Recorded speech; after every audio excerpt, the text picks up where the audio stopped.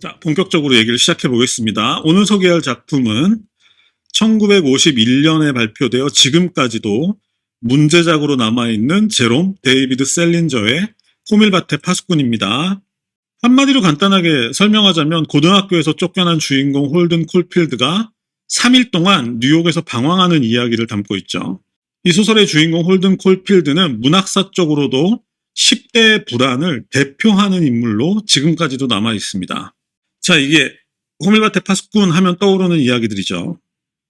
하지만 대다수 분들의 이야기를 들어보면 읽기가 결코 쉽지는 않습니다. 어려운 건 아니고 아까도 말씀드렸지만 내용이 읽기가 매우 불편하다는 거죠. 그 이유는 우리가 이 책을 어른의 시각으로 보기 때문인데, 근데 저도 이제 몇 차례 이 책을 소개해 본 경험이 있지만 이 책을 소개할 때 그 지점을 설명하는 게 정말 어려워요. 왜냐하면 우리는 그러면 청소년의 시각으로 봐야 되겠다라고 생각은 하지만 어느새 자기도 모르게 어른의 시각으로 이 책을 보게 되기 때문에 그 이유를 설명하기가 굉장히 어려운데, 근데 웃기는 거는 심지어 청소년들도 이 책을 볼 때는 굉장히 불편해합니다.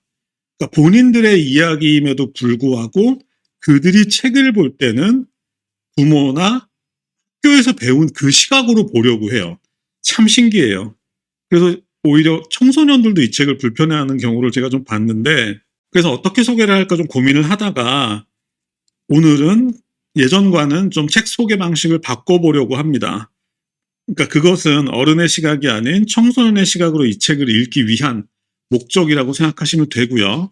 그러니까 이 책에 대해서 내용이 기억이 남아있는 분들도 오늘 제가 소개하는 방식을 한번 잘 들어보시고 집중해서 잘 따라와 주시면 아마 같은 책을 조금 다른 방식으로 볼 수도 있다는 것을 깨닫게 되실 것 같습니다. 자, 여기서 잠깐 소설의 하나의 형태에 대해서 알아보고 넘어가겠습니다. 제 생각엔 아마 이것도 조이스에서부터 시작된 것 같은데, 예를 들어서 제임스 조이스의 더블린 사람들을 보면 각 단편 소설에는 작가는 그 이야기가 비롯된 이유나 원인을 말해주는 게 아니라 현상만 보여줍니다.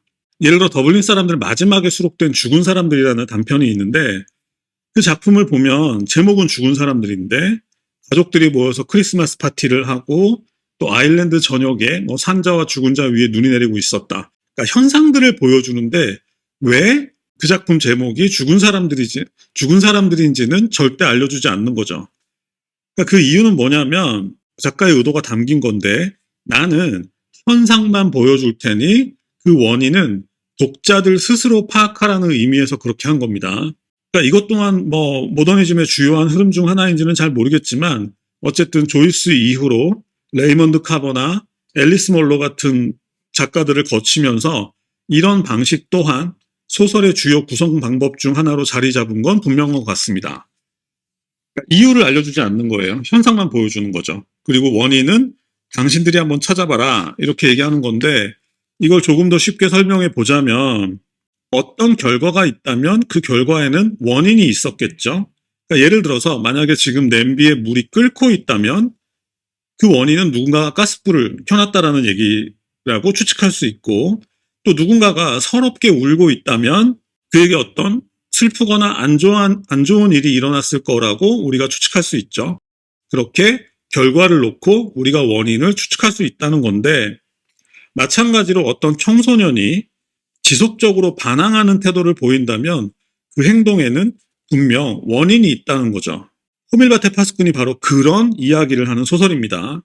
이 책에서는 3일 동안 주인공 홀든이 아주 이상한 행동들을 하면서 3일을 보내게 되는데, 홀든이 그런 행동을 하는 데는 분명히 원인이 있을 거라는 거죠.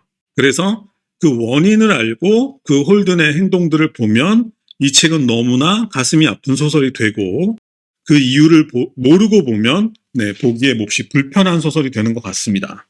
그래서 오늘은 주인공 홀든이 그런 행동을 하게 된 원인을 먼저 제가 말씀을 드릴 겁니다.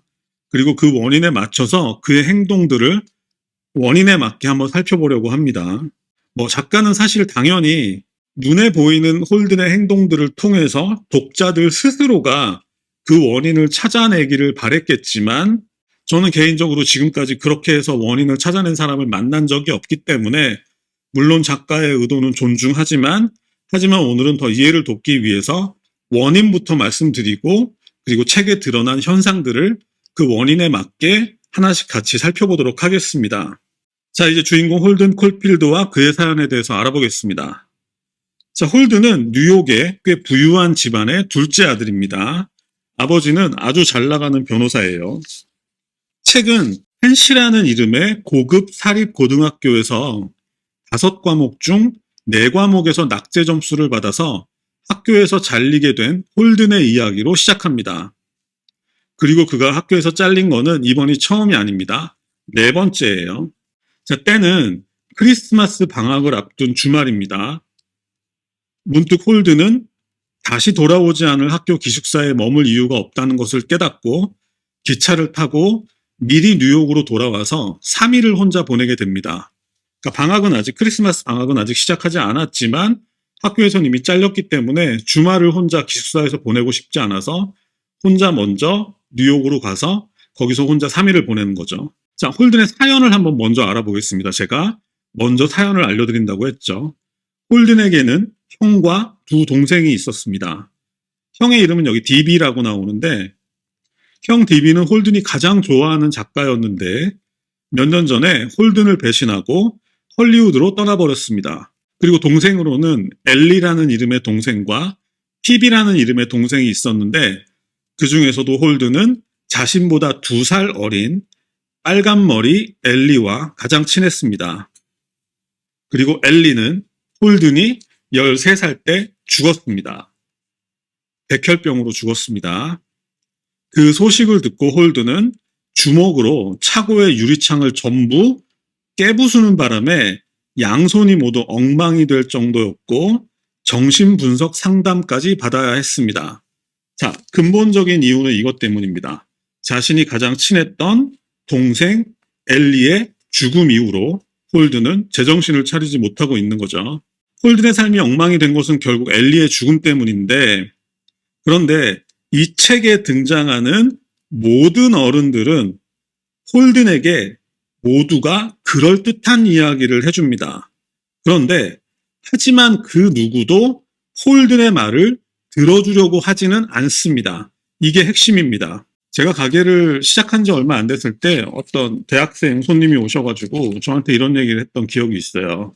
제 주변에 저에게 좋은 말씀을 해주시는 어른들은 너무 많은데 정작 제 얘기를 들어주는 어른들은 한 분도 계시지 않아요. 라고 저한테 얘기를 했던 기억이 있습니다. 제가 그때 굉장한 충격을 받고 그때부터 사람들의 말을 들어주려고 많이 노력을 했었는데 그런 것처럼 홀든은 자신이 가장 좋아했던 동생의 죽음 이후로 정신을 못 차리고 뭔가를 사람들에게 이야기하고 싶어 하는데 자신의 사연에 대해서 이야기하고 싶어 하는 거겠죠. 그런데 그것에 대해서 어른들은 그 누구도 홀든의 말을 귀 기울여 들으려고 하지 않고 항상 홀든에게 좋은 의미의 충고만 해줬다는 거죠. 자, 이게 핵심입니다.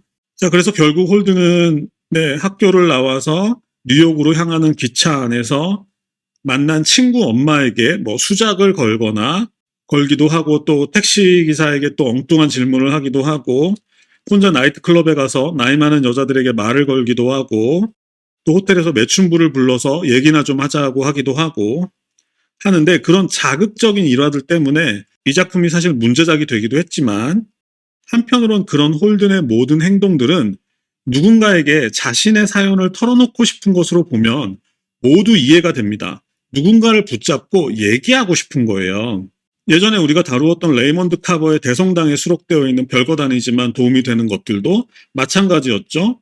아들을 잃은 엄마의 그 슬픔이 새벽에 갓 구운 빵과 커피와 함께 그 빵가게 주인에게 자신의 사연을 자신의 아들이 어떤 아들이었고 어떻게 세상을 떠났는지를 그 빵가게 주인에게 얘기하면서 그 엄마가 위로를 받잖아요. 마찬가지로 홀든도 자신의 사연에 관해서 사람들에게 이야기를 하고 싶었는데 어른들은 그 누구도 홀든의 말에 귀 기울여주지 않았다는 거죠. 그런 형태의 소설이라고 생각하시면 되고 어쨌든 대성당이 이 뒤에 나왔기 때문에 호밀밭의 파수꾼을 의식한 소설이라고 저는 개인적으로 생각합니다. 이거는 부모님도 마찬가지였습니다. 자, 부모님은 홀든에게 이렇게 얘기를 했겠죠. 떠난 사람은 잊고 엘리의 목까지 더 열심히 살아야 한다라고 홀든에게 얘기를 했겠죠. 그런데 홀든은 이렇게 생각합니다. 엘리가 죽은 것은 나도 알고 있다. 하지만 엘리가 죽었다고 해서 엘리를 좋아하는 마음까지 멈출 수는 없는 것 아니냐. 그러니까 엘리가 죽었다는 사실은 나도 알고 있지만 하지만 내 안에 사랑하는 엘리가 살아있다라는 거예요. 그걸 어떻게 없는 것으로 만드냐는 거죠.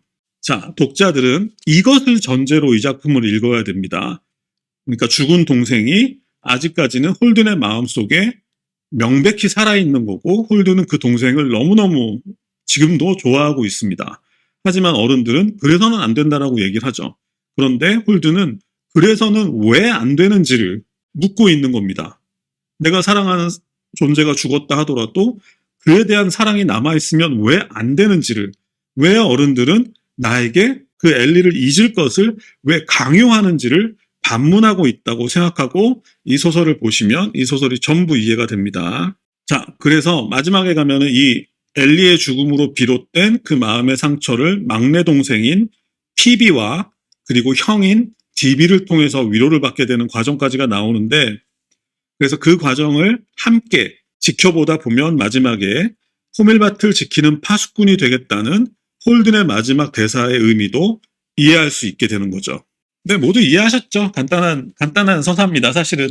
근데 이 간단한 건 사람들이 눈치를 잘 못 채는데, 사랑했던 동생이 있었고, 그 동생이 5년 전에 죽었습니다. 그런데 죽고 난 뒤에도 그 동생에 대한 애정이 계속 남아있는데, 어른들은 계속 잊으라고 하는 거예요. 잊히지가 않는데, 엄연히 내 마음속에 살아있는데, 왜 어른들은 나한테 그런 걸 강요하냐는 거죠.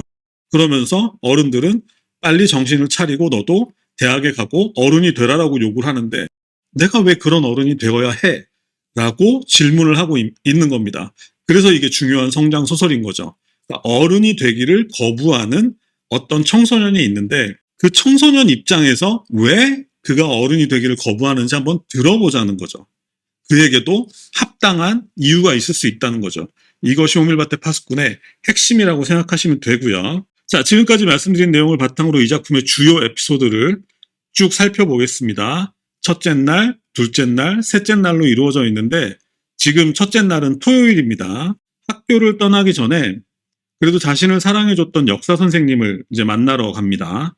거기서 홀든이 역사 선생님한테 얘기를 해요. 5과목 중에서 4과목에서 낙제를 해서 학교에서 잘렸습니다. 이렇게 얘기를 하니까 역사 선생님이 이제 이런 얘기를 하는 거죠. 인생이란 규칙에 따라야 하는 운동 경기와도 같다는 얘기를 해줍니다.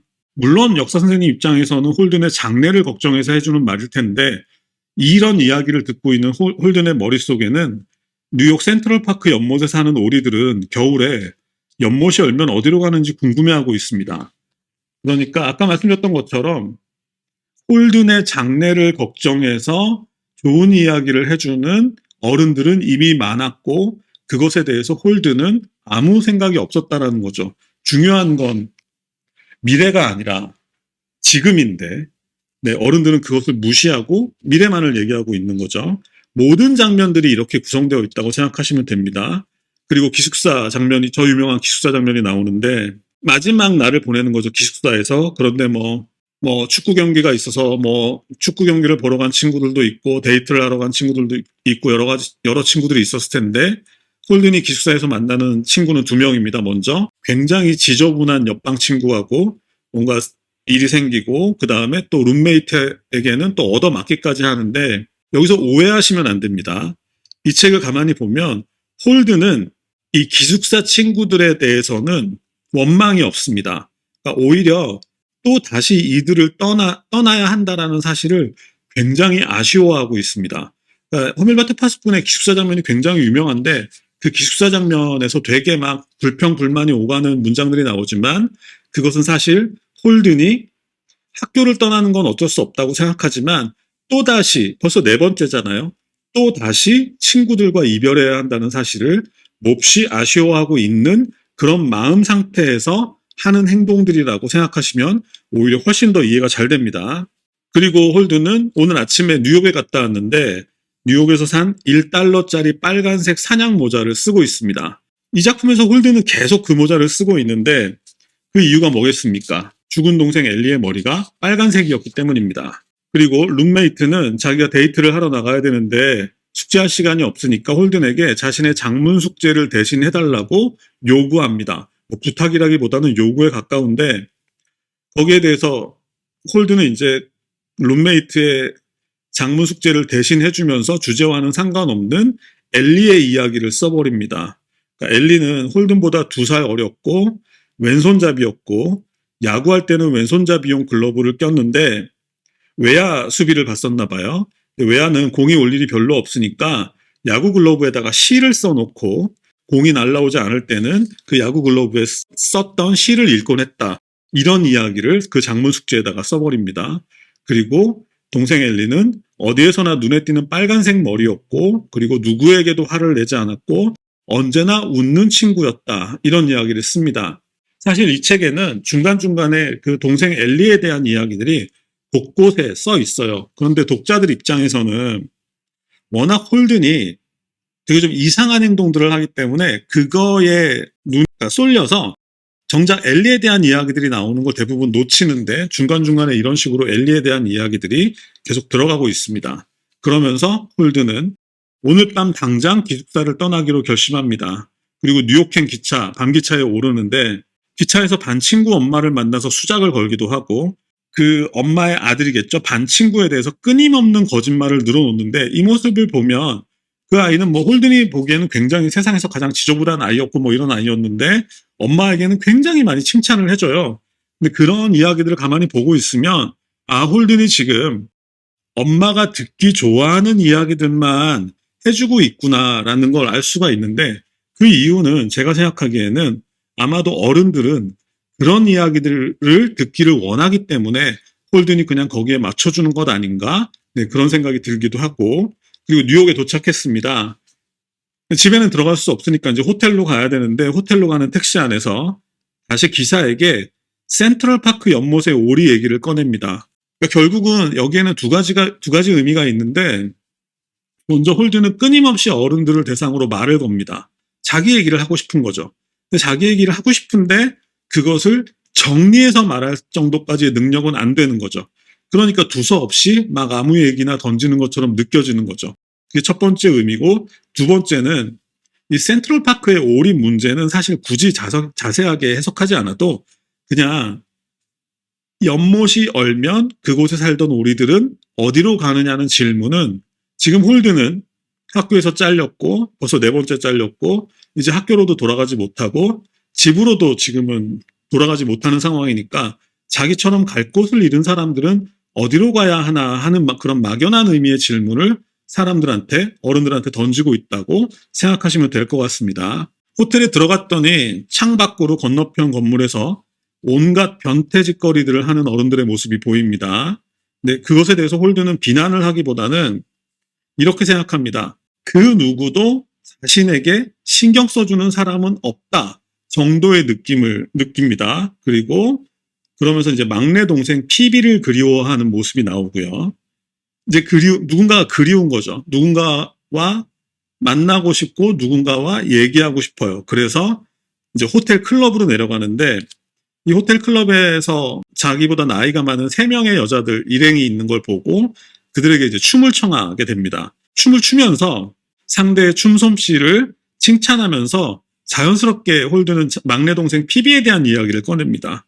그런데 그 여자들은 이제 워싱턴에 사는 여자들이었는데 뉴욕으로 여행을 온 거예요. 그 여자들은 홀든의 말에는 아무 관심이 없습니다. 공통적이에요. 이 작품에 등장하는 모든 어른들은 홀든의 말에 관심이 없습니다. 그녀들은 그 여행을 왔기 때문에 혹시 뉴욕에서 유명한 사람이라도 만날까 싶어서 그것만 찾느라고 홀든의 말에는 아무런 관심도 보이지 않습니다. 호텔 클럽이 문을 닫았고 다시 택시를 타고 형이랑 자주 찾았던 클럽으로 가게 되는데 계속 이거는 누군가랑 얘기를 하고 싶다라는 거죠. 그런데 그러면서 이제 호텔 가는 택시 기사에게 다시 또 그 오리 얘기를 꺼냈다가 이번에는 택시 기사가 화를 냅니다. 그러니까 결국은 이게 상징하는 거는 제가 이해하기로는 홀든이 엉뚱한 이야기들을 꺼냈을 때 무시하거나 안 듣거나 아니면 화를 내는 어른들의 모습을 상징적으로 이렇게 보여주는 것 아닌가 하는 생각이 들었고요. 그런데 형이랑 자주 갔던 클럽에 갔다가 거기서 형의 옛 여자친구를 만났는데, 근데 이제 그녀는 새 남자친구와 함께 왔던 거죠. 그래서 홀드는 그 사람들하고 합석하기 싫어가지고 다시 호텔로 돌아오게 됩니다. 자, 호텔로 돌아와서 새벽에 엘리베이터를 타고 올라가는데 엘리베이터 보이가 홀든에게 매춘을 권합니다. 매춘부를 불러줄 수 있다. 근데 홀든은 지금 누구라도 붙잡고 지금 대화를 하고 싶은 거잖아요. 좋다. 매춘부를 불러달라 해서 이제 매춘부가 방으로 왔는데 홀드는 얘기나 좀 하자. 이렇게 얘기를 합니다. 그랬더니 매춘부는 일부터 끝내자. 자기가 돈을 받아야 되니까 일부터 끝내자라고 얘기를 하고, 어쨌든 그래서 뭐 아무 일도 일어나지 않고 매춘부가 떠났는데, 매춘부가 떠나고 나서 침대에 누워가지고 또 죽은 동생 엘리와의 일화를 추억하는 홀든의 모습이 나오고요. 어떤 거였냐면, 그러니까 결국 홀든이 어른들한테 하고 싶었던 얘기는 이런 거였어요. 그러니까 친구하고 홀든이 자전거 모험을 하기로 했는데 그때는 엘리가 너무 어렸던 거죠. 그래서 친구랑 둘이서 자전거 모험을 하기로 했는데 엘리가 함께 데려가 달라고 하니까 홀든이 너는 아직 어려서 안 돼 라고 거절했던 게 기억이 나는 거예요. 그러니까 그게 너무 미안한 거죠, 엘리한테. 그게 너무 후회가 되는 거예요. 그때 좋아, 그럼 집에 가서 당장 자전거를 가지고 와, 같이 가자 라고 얘기를 하지 않은 것에 대해서 홀든은 너무너무 지금 후회를 하고 있는 거예요. 그러니까 결국은 홀든이 어른들한테 하고 싶었던 얘기는 바로 그런 것들이죠. 내가 엘리한테 잘못했던 것들 너무너무 마음이 아픈데 이런 얘기들을 하고 싶은데 그 누가 그 얘기를 들어줬겠어요. 이런 관점에서 보면 이 작품에 등장하는 그 불편한 일화들이 전부 이해가 됩니다. 뭐 나중에 매춘부 일당한테 잘못 걸려서 뭐 두들겨 맞는 얘기도 나오긴 하는데, 뭐 사람들은 그게 자극적이니까 그런 거 위주로 보지만 실제로 여기서 중요한 거는 홀드는 누군가에게 끊임없이 얘기를 하고 싶어 하고, 바로 그 얘기들은 자신이 엘리와의 어떤 추억이라든지 그 다음에 엘리한테 잘못해서 그 지금까지 마음속에 미안함이 남아있는 일들, 그 다음에 막내 동생인 피비, 뭐 아니면 뭐 배신하고 헐리우드로 떠난 뭐 형에 관한 이야기, 이런 이야기들을 하고 싶었던 거죠. 근데 아무도 홀든의 말을 들어주지 않은 겁니다. 자, 둘째 날이 밝았습니다. 일요일입니다. 오전 10시쯤 일어나서 동네 친구인 여자친구인 셀리 헤이즈라는 친구에게 연락을 합니다. 뭐 좋아하는 건 아니지만 몇 년째 만나고 있는 사이인 것 같습니다. 그래서 그녀와 만나기로 약속을 하고 혼자 브로드웨이를 걷다가 어떤 6살쯤 된 꼬마애가 호밀밭에 들어오는 사람을 잡는다면이라는 노래를 흥얼거리는 모습을 발견합니다. 그런데 그 꼬마애는 위험하게 그 도로 끝으로 다니면서 노래를 부르고 있었고, 그 엄마 아빠는 자기들끼리 대화를 나누느라고 그 꼬마애에게는 전혀 신경을 쓰지 않고 있었던 상황입니다. 이 상황은 굉장히 홀든에게 인상이 남았겠죠. 그러니까 제가 생각하기에 호밀밭의 파수꾼이라는 제목은 바로 여기서 나온 겁니다. 홀든은 엄마 아빠는 서로 대화를 나누느라고 아이에게 전혀 신경을 쓰지 않고 있는데 아이는 위험하게 도로 끝에서 노래를 부르면서 위험한 길로 가고 있는 거예요. 그런 아이를 지켜주고 싶다라는 마음이 여기서 들었던 거 아닌가 싶습니다.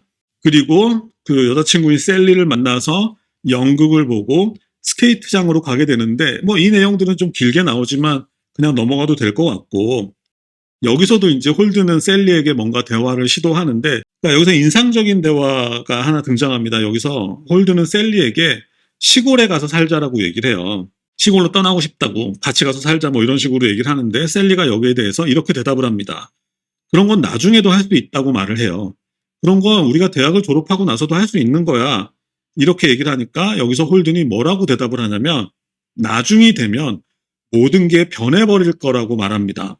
그 얘기는 나중이 된다라는 얘기는 어른이 된다라는 거잖아요. 그러니까 어른이 된다는 것이 만약에 지금 자기 주변에 있는 어른들처럼 되는 거라면 자기는 그런 어른은 되고 싶지 않다라는 거죠.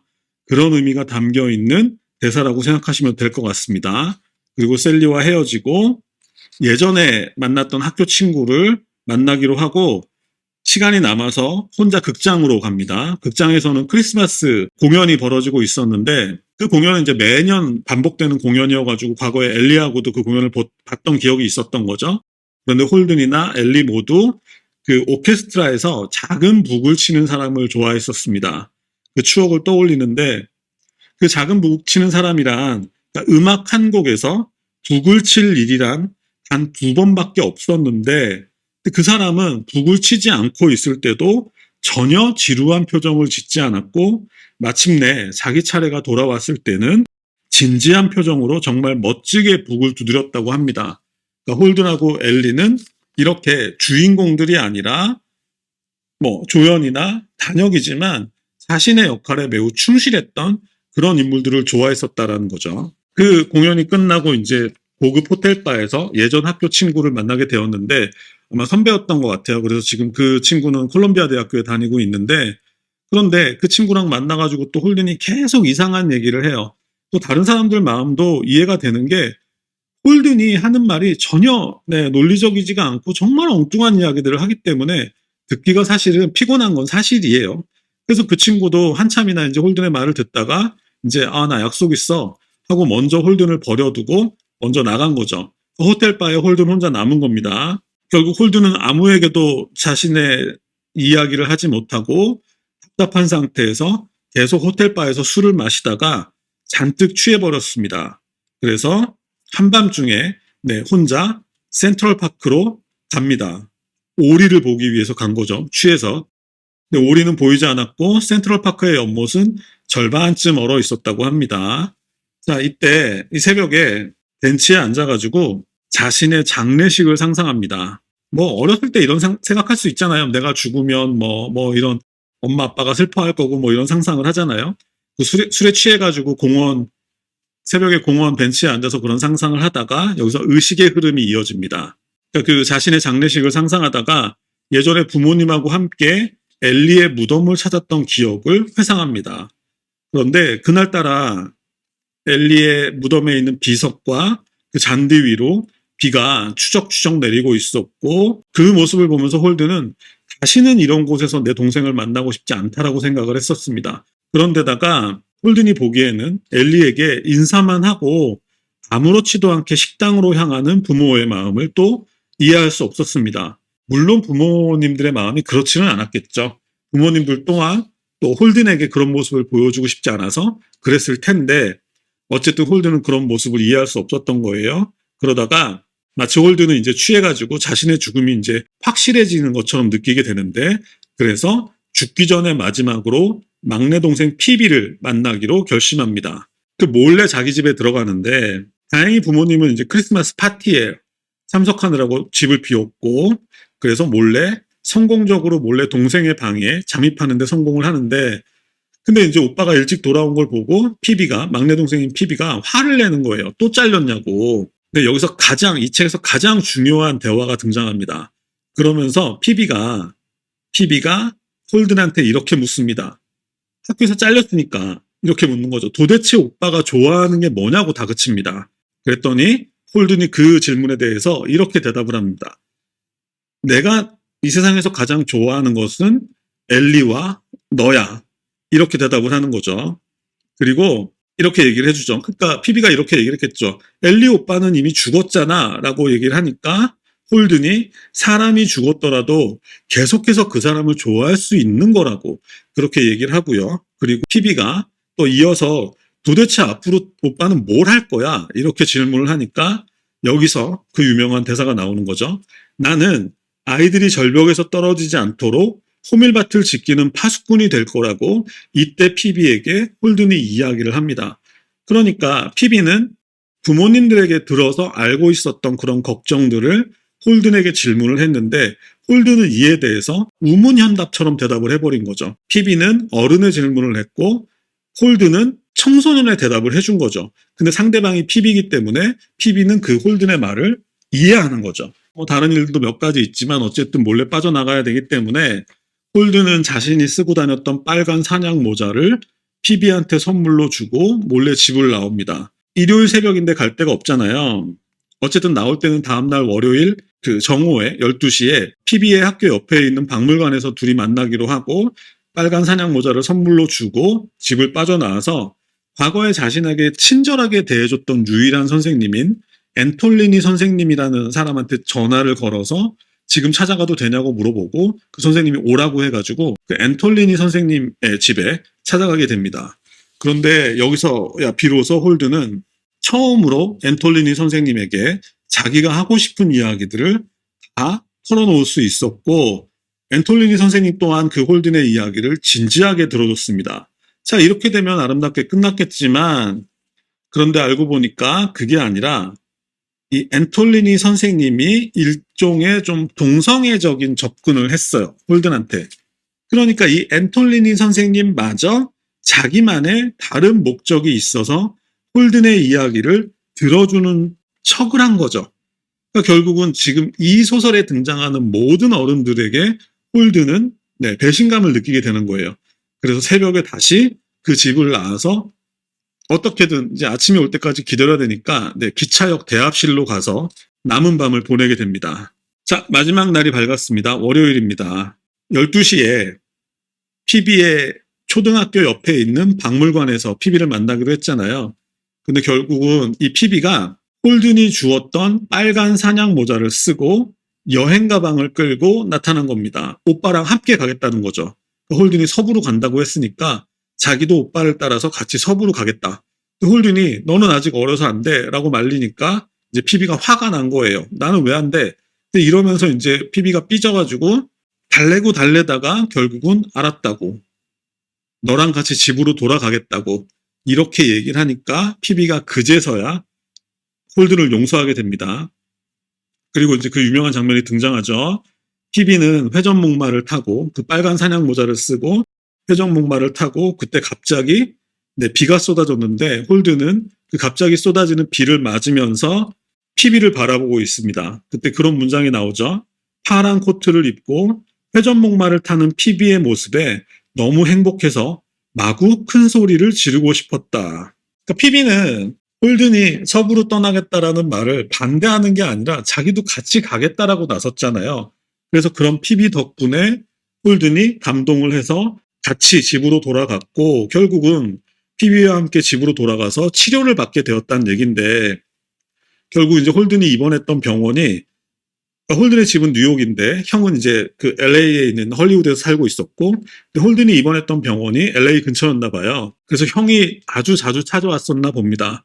그래서 홀든은 비로소 이 모든 이야기를 그동안 누구에게도 하지 못했던 이 모든 이야기를 형에게 털어놓을 수 있었다.